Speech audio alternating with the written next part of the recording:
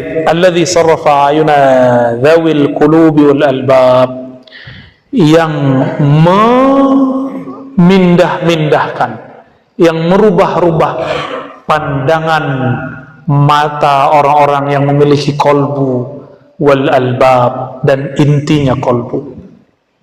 Jadi kolbu itu masih ada intinya lagi, namanya fuad. Di dalam fuad ada lagi lub, dalam lub dalamnya sir. Itu Allah yang mindahin. Allah yang mindahin, bukan guru, bukan mursyid, tapi lewat mursyid. Mesti ada, kalau nggak iblis itu yang bekerja. Ya. Dari mana kolbunya supaya berpindah dari memandang makhluk, memandang asbab kepada pencipta asbab.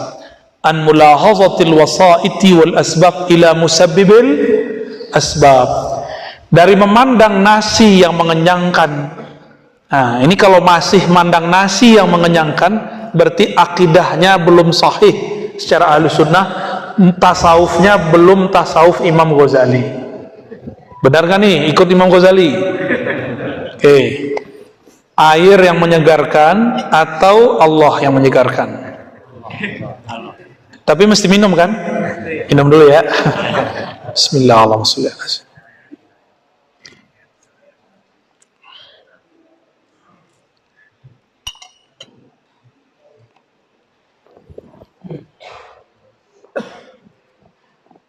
Ketika terbersit di hati, ini sudah inti kitab nih. Saya baru baca mukadimah, tapi inti kitab ini.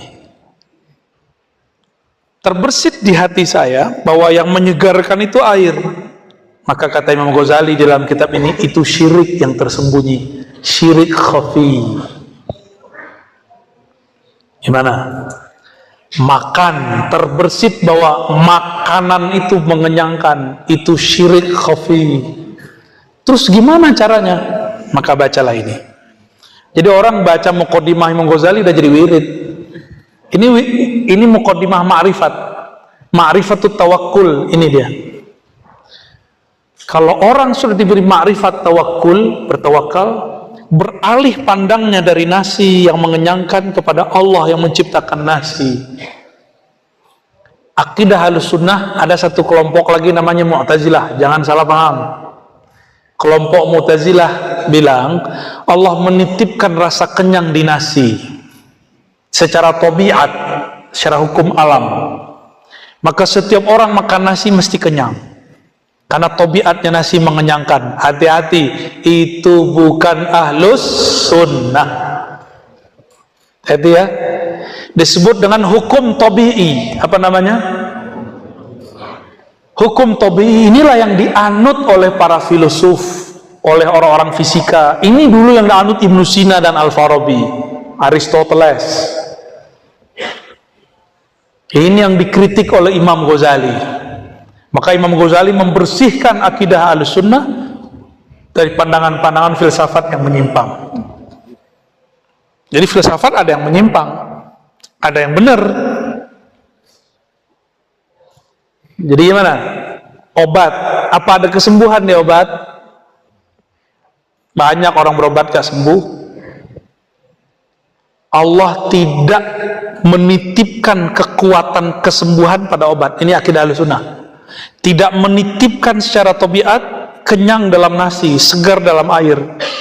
Kalau nggak percaya, lihat orang mau sakaratul maut, minumnya banyak nggak berhenti, tapi dia nggak segar-segar. Udah pernah lihat?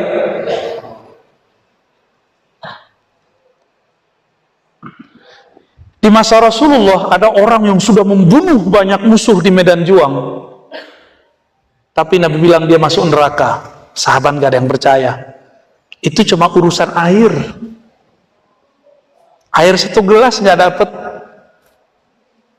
Dia bilang aus, aus, aus. Orang mau datang, gak kuat dia menahan sakit dan haus, karena dia menyekutukan Allah dengan air. Maka saking gak kuatnya, maka dia ambil, itu bukan bedil, belum ada bedil saat itu, namanya apa tuh? Pisau belati. Langsung dia tusukkan ke dalam jantungnya. Gak sanggup menahan luka, tidak sanggup menahan haus, karena dia menyekutukan Allah di dalam dirinya dengan air.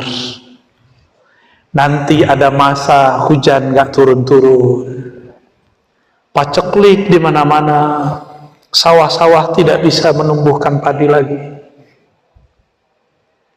Jika kita menyekutukan Allah dengan beras, nasi, nanti datang Dajjal menciptakan beras.